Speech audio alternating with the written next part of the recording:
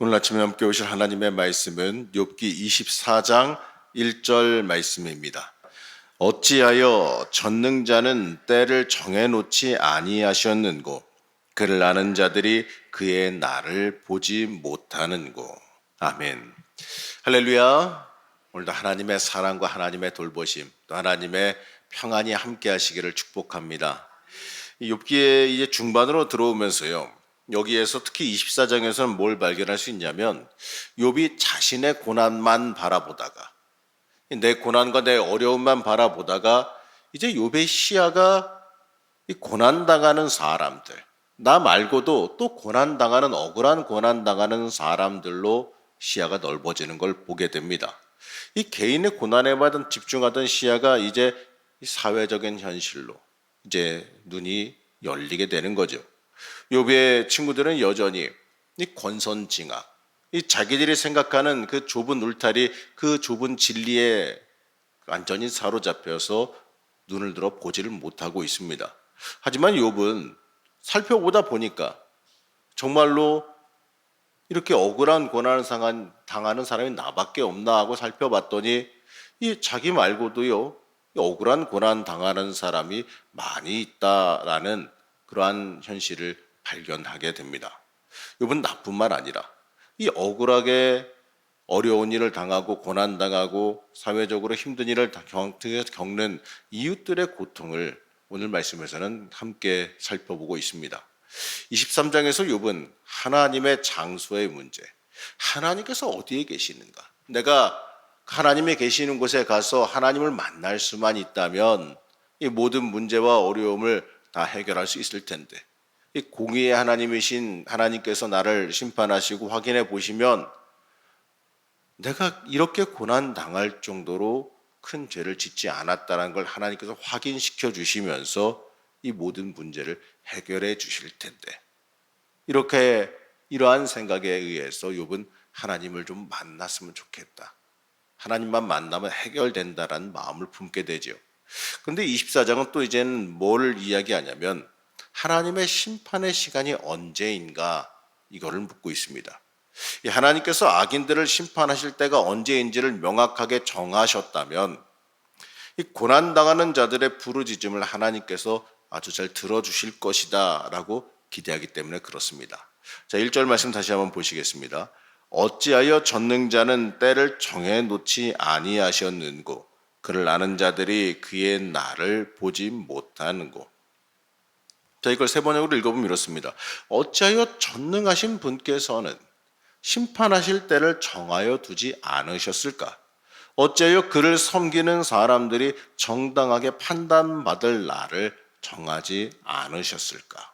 이렇게 말합니다.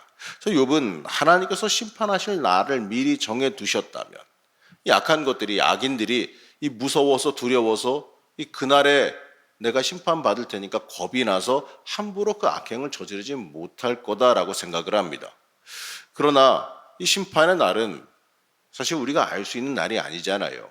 하나님께서 어떻게 역사하실지, 어떻게 심판하실지 그건 우리는 모르는 일입니다. 이 전적으로 하나님의 영역이고 하나님이 알아서 하셔야 될 부분이죠.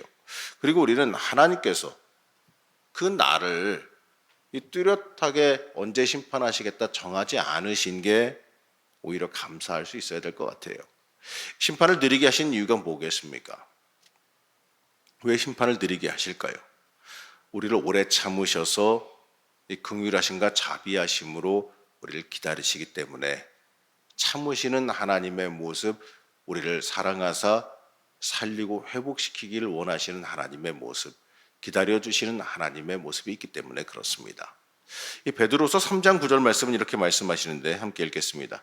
주의 약속은 어떤 이들이 더디다고 생각하는 것 같이 더딘 것이 아니라 오직 주께서 너희를 대하여 오래 참으사 아무도 멸망하지 아니하고 다 회개하기에 이르기를 원하시느니라. 하나님께서는 아무도 멸망하지 않고 모두 회개하여서 건짐받고 구원받는 데 이르기를 원하신다라는 겁니다. 하나님의 마음이에요. 하나님은 우리를 살리기를 원하시고 복 주시기를 원하시고 또 우리의 모든 문제를 해결해 주기를 원하시지, 우리를 징계하시거나 채찍질하거나 망하게 만드는 것을 원하시는 게 아니에요. 하지만 우리가 또 안심하지 말아야 될 건 뭐냐? 그 날은 도적같이 이른다라 그랬습니다.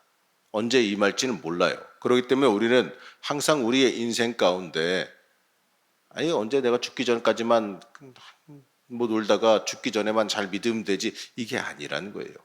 언제 하나님께서 역사하실지 우리는 몰라요. 이 언제 하나님께서 역사하실지 모르기 때문에 우리는 거룩한 삶을 살아가면서 하나님께서 오실 그 날을 늘 기다리며 살아갈 수 있어야 하는 겁니다. 욥은 악인들이 장수하고 번성한다 이렇게 말합니다.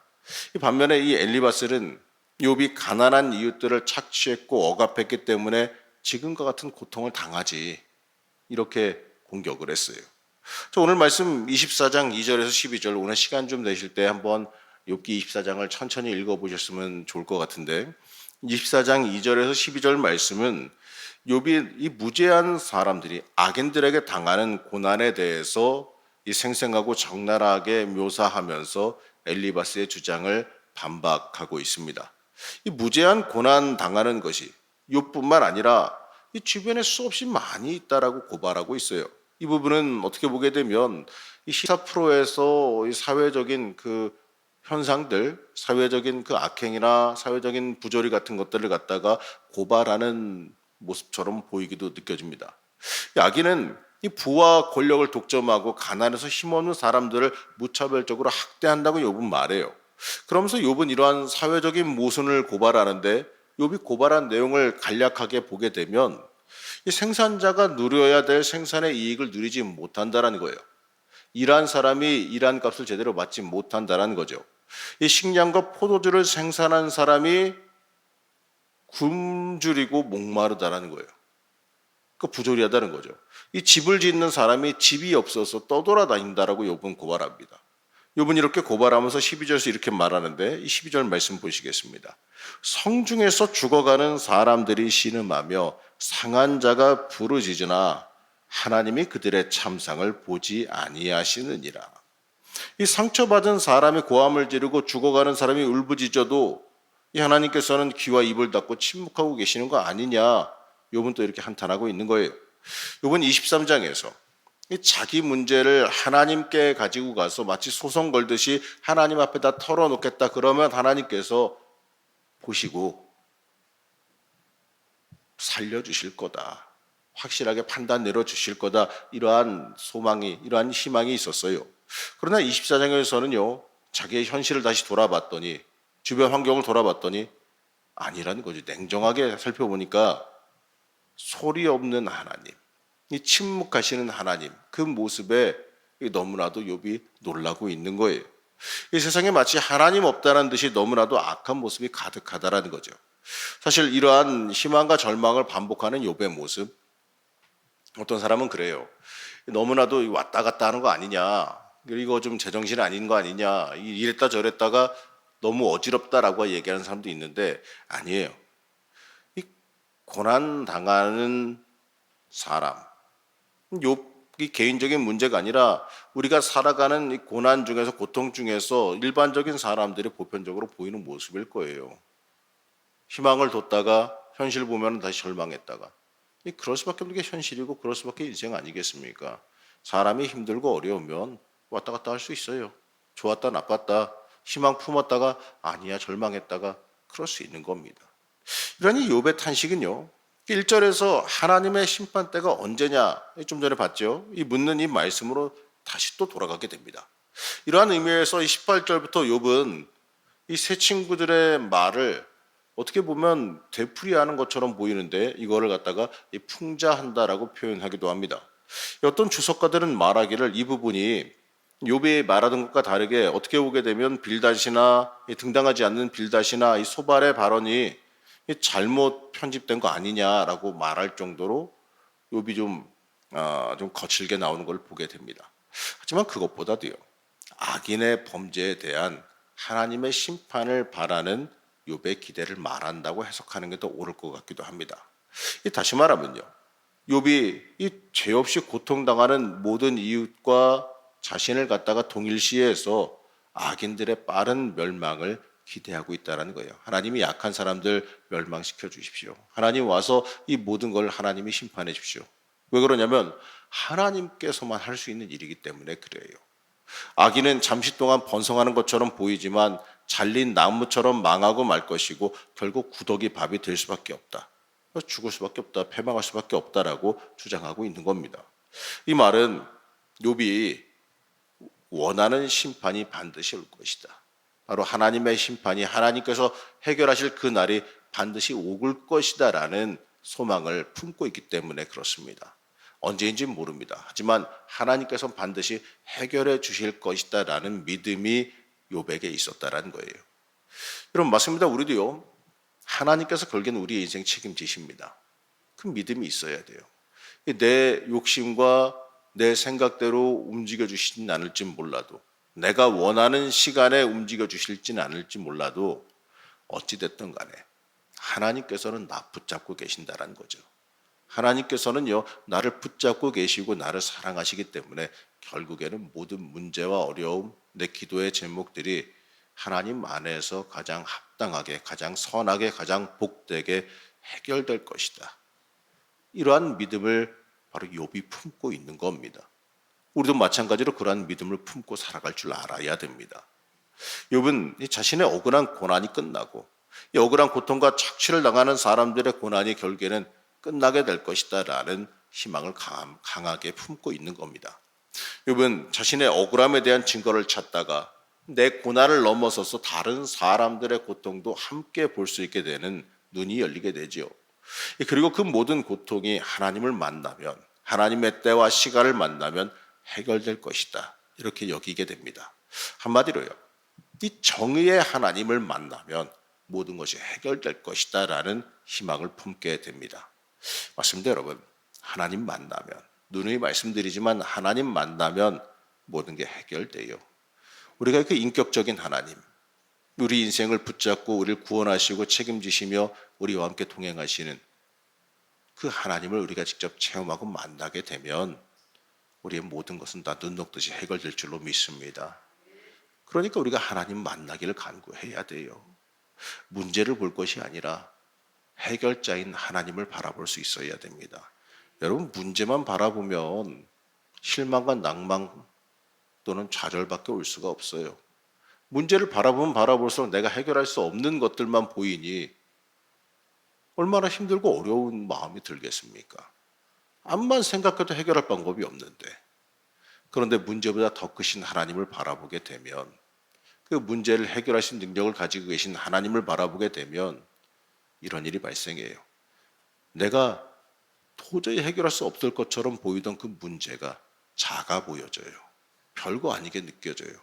왜냐하면 더 크신 하나님이 나와 함께 하시는 것을 내가 만나게 되기 때문에 그렇습니다. 우리는 이것을 잊지 말아야 돼요. 내 인생의 어려움도 내 인생의 고난도 하나님께서 풀어주시면 풀리게 되어 있어요. 그리고 하나님께서 해결해 주시면 해결되게 되어 있습니다. 그렇기 때문에 우리는 철저히 하나님 앞으로 나아갈 수 있어야 돼요. 어쨌든 간에 예수 앞에 나오고 어쨌든 간에 하나님 앞에 엎드리면 어쨌든 해결됩니다. 어쨌든 열려요. 어쨌든 역사가 일어나게 돼 있어요. 그리고 이 오늘 말씀을 보면요. 욥이 다른 사람의 아픔, 이웃의 부당한 고난에 대해서도 말하는 부분을 우리가 좀 주목해 볼 필요가 있어요. 고난당하다 보니까 다른 사람의 고난이 더 가까이 보여서 그들을 변호했을지도 모르겠습니다. 하지만 욥기의 이 부분은요. 욥 자신의 문제를 넘어서서 모든 인류의 보편적인 고통의 문제도 우리가 바라볼 수 있고 또 그들을 위해서 기도하고 중보할 수 있어야 된다는 것, 그것도 알려주는 겁니다. 그리고 욥이 바라는 이 정의의 편에 우리가 설 수 있어야죠. 하나님의 편에 우리가 설 수 있어야 되는 겁니다. 그렇기 때문에 오늘 부당하고 억울한 고난 당하는 사람이 없게끔 만드는 역할을 우리가 인생을 살면서 할 수 있어야 되는 겁니다. 이사야서 65장 21절에서 22절 말씀은 하나님이 주시는 이러한 비전에 대해서 말하는데 우리 이사야서 65장 21절에서 22절 말씀 함께 읽겠습니다. 그들이 가옥을 건축하고 그 안에 살겠고 포도나무를 심고 열매를 먹을 것이며 그들이 건축한 데에 타인이 살지 아니할 것이며 그들이 심은 것을 타인이 먹지 아니하리니 이는 내 백성의 수완이 나무의 수완과 같겠고 내가 택한 자가 그 손으로 일할 것을 길이 누릴 것이며 이렇게 말합니다.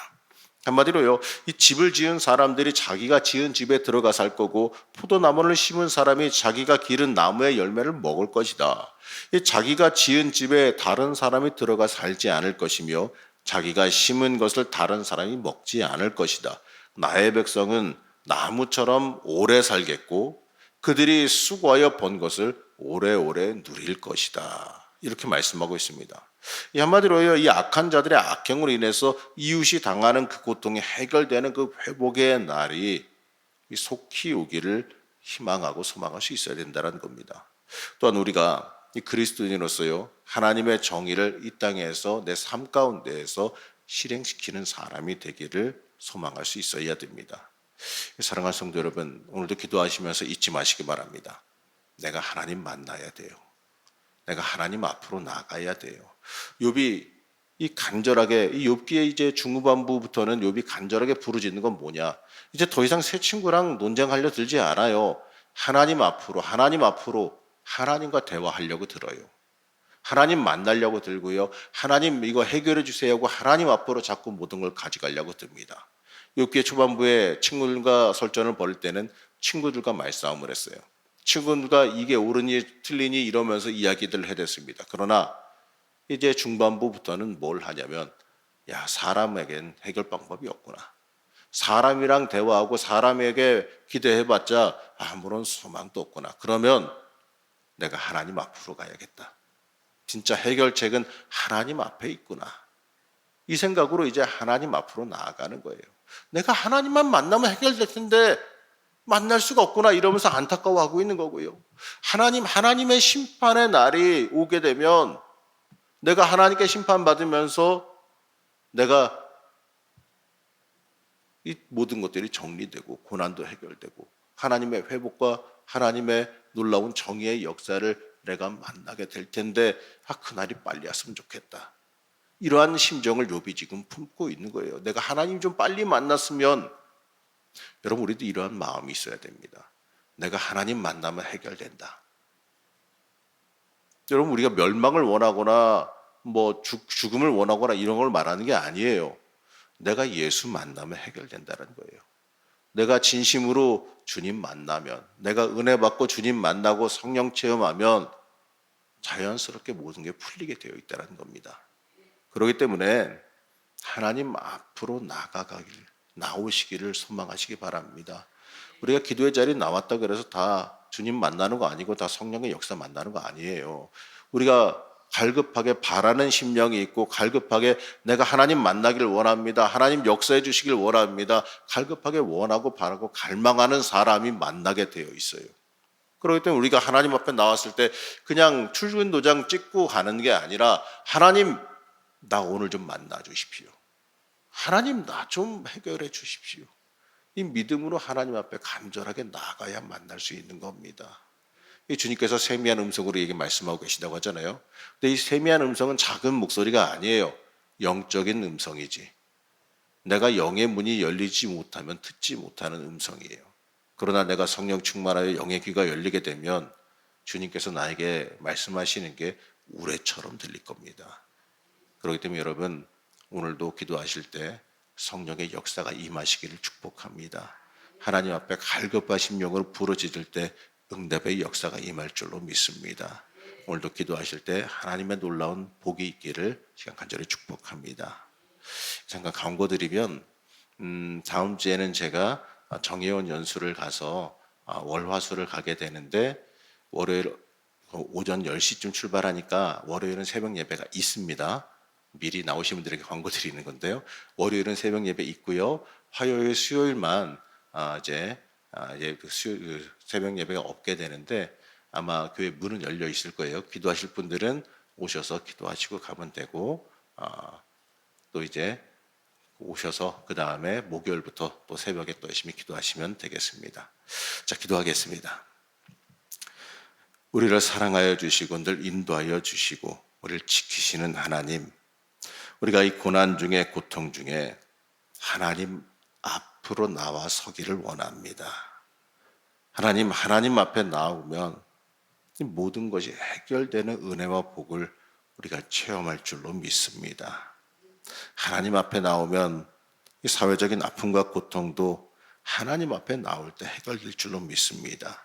우리가 하나님 앞에 온전히 나와서 하나님께서 주시는 회복과 은혜를 체험하게 하여 주옵시고 이 땅의 아픔도 함께 치유할 수 있는 주의 자녀들이 되게 하여 주시옵소서. 하나님, 오늘도 하나님 만나기를 원합니다.